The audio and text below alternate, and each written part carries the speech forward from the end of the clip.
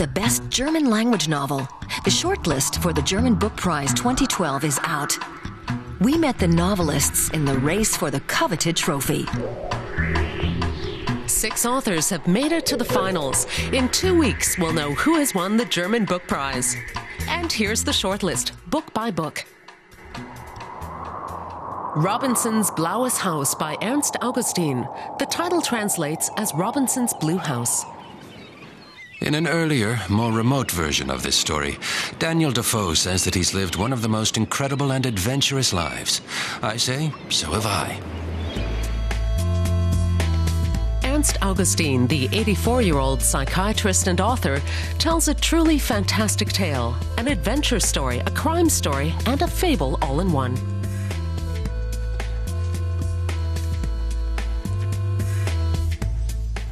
Es geht die Freiheit. Es geht sich. It's about freedom. It's about asserting yourself as an individual.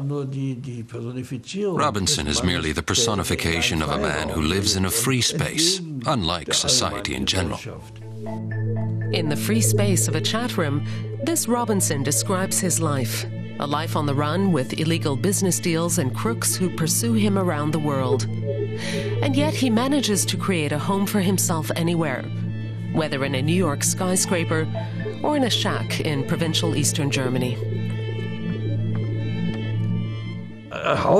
In my book, the house symbolizes life itself.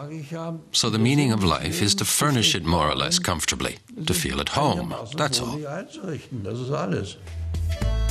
Robinson's Blaues Haus is an enigmatic and poetic journey through both the exterior and the interior world. Sand by Wolfgang Herrndorf. An attic in the middle of the vast desert of North Africa. A man with a wound in his head who doesn't remember who he is. A few sinister characters are after him, and they seem to know exactly what brought him here. In his flight, the man encounters gangsters and American spies. At the end of the story, he still doesn't know who he is. Sand is a thriller by the Berlin-based writer Wolfgang Herrndorf. The author calls it a fool's novel. Fool's novel because the Arabs are all stupid, lazy, and malodorous. The Europeans are arrogant racists and pederasts. The Americans torture everything that falls into their hands. And of course, behind it all are the Jews.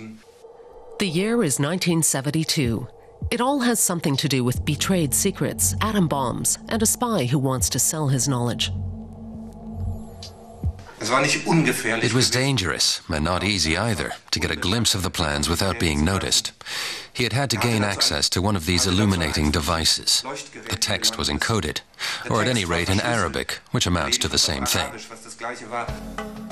Amateur spies, a few exposed secrets, and a protagonist seeking his identity. Wolfgang Herrndorf has written a piece of absurd literature about how little and how much a life is worth. Landgericht by Ursula Krechel. The title means regional court. After 10 years in exile, Richard Kornitzer ends up in the bogus idyll of a town on Lake Constance. Nothing indicates that World War II raged here just 3 years earlier. Kornitzer, a German Jew, had been a judge in Berlin. When the Nazis came, he fled. His non-Jewish wife remained behind and now lives here on Lake Constance. Kornitzer submits requests to government offices, trying to keep a tight rein on his anger at the Germans, who aren't interested in expiating their guilt. Ursula Krechel's Landgericht is the story of this man, who never again really feels at home in Germany. I experienced Germany at that time as extremely self-pitying, concerned with itself and repressing its guilt.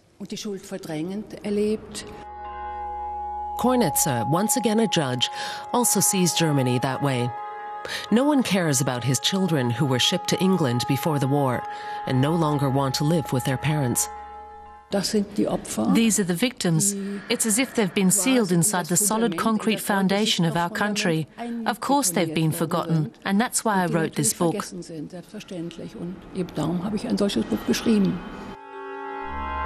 In the final years of his life, Kornitzer engages in a bitter struggle against his fellow judges for compensation and has to concede that no one wants to listen.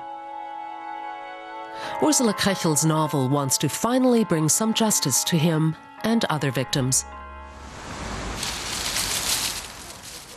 Indigo by Clemens J. Zetz.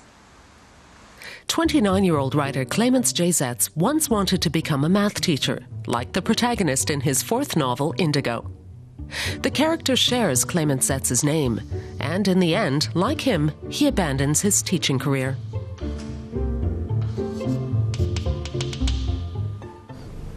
It's rather hard to learn or even mature in my presence. I tend to keep people in the status quo. In a boarding school in provincial Austria, a new teacher investigates mysterious events. The pupils have what's called indigo syndrome, which gives them supernatural abilities. Anyone who comes too close falls ill.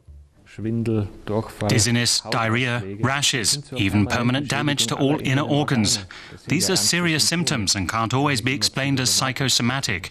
It's understandable that panic breaks out, isn't it? One of the indigo children commits suicide. Others mysteriously disappear. The math teacher finds himself in a vortex of cruelty and neurosis. But every time a solution seems close, a new abyss opens up. Often the only way to deal with appalling things is to interpret them as a bottomless pit, that there is no deepest circle of hell. You can always fall farther.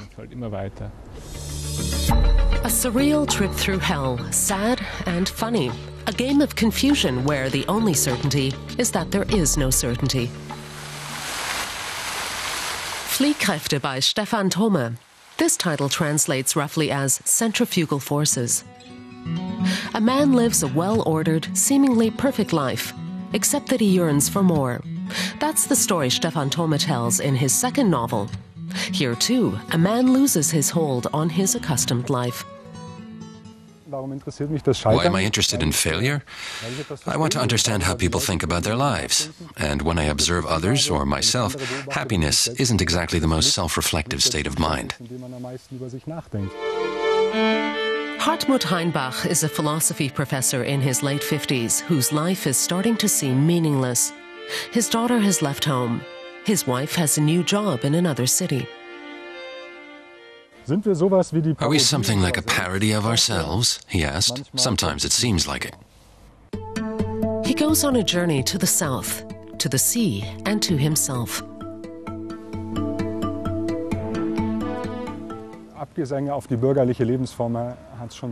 There have been many swan songs to the bourgeois way of life. I don't think we need another one. I wanted to draw a portrait of the tensions and problems that are inherent to this lifestyle, simply because it's a way of life that seems to offer stability. But that's not easy to square with our incessant desire for freedom. A search without answers. Is that possible? It is, and that's what Stefan Thome shows us in his new novel. Nichts Weißes, which means nothing white, by Ulf Erdmann Ziegler. This novel is about what literature consists of: letters, the alphabet, words. Little by little, they create entire universes. What's remarkable is that to grasp the sense of a text, you as a reader have to abstract almost entirely from the shapes of the letters. On the other hand, the child must recognize the letter shapes to be able to read at all.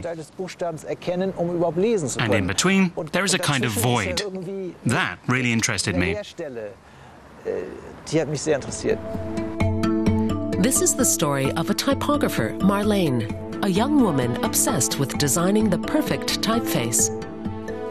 If it worked, then Futura would seem like Lego blocks in comparison, Helvetica like Fear, and Garamond as if it were carved. It should be a typeface devoid of style, one you don't even notice. At the same time, Ziegler paints a panorama of West Germany in the 1970s and 80s, a society between faith and progress. That produces some real mental blips, and I hope this novel captures them. Ziegler's novel is a vision of the end of print as the dominant medium. Metal type will soon vanish into a digital virtual world, and nothing will remain as it was. Those are the candidates for this year's German Book Prize. Experimental, highly imaginative, and surrealistic on the one hand. Subtle portraits of post-war German society on the other. The prize will be awarded on October 8th. And of course, we'll report on the winner.